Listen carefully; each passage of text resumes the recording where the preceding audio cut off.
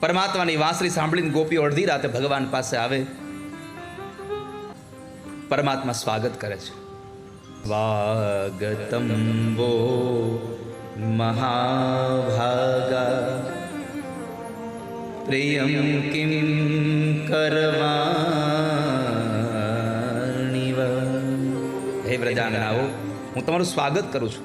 જ્યારે ભગવાને વાંસળી વગાડીને તો અડધી રાત્રે ગોપીઓ ઘરમાંથી દોડી દોડીને નીકળી ગઈ છે અને પરમાત્મા પાસે જાય છે. પરમાત્મા જ્યારે વાંસળી વગાડીને એ ગોપીઓને બોલાવે, ગોપીઓ ભગવાન પાસે ગઈ, ભગવાને સ્વાગત કરીને કીધું, સ્વાગતમ બહુ મહાભાગા. હે ભાગ્યશાળીઓ, હું તમારું સ્વાગત કરું છું. શું પ્રિય કરું તમને? આવો. આ રાસની કથા યાદ રાખજો વાલા ભક્તજનો. એક જીવ અને પરમાત્માના મિલનની કથા છે. આ હૃદયરૂપી વૃંદાવનમાં આત્મારૂપી જે કૃષ્ણ છે એ અનાહદ નાદરૂપી વેણુ વગાડે અને ચિત્તરૂપી જે આ બધી જ વૃત્તિઓ ગોપી બનીને આવે અને એમાં જે રાસ રચાય છે એ મહારાસની કથા છે.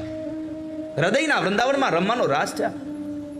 કામનાઓને છોડવાનો રાસ છે, કામનાઓને વધારવાનો નહીં. ભલે મધ્યરાત્રિએ થયો રાસ, પણ કામનાઓ છૂટે છે આનાથી. સ્વાગતમ વો મહાભાગા પ્રિયમ કિમ કરવાણીવ વ્રજસ્યાનામયં કચ્ચિદ વૃથાગમન કારણમ.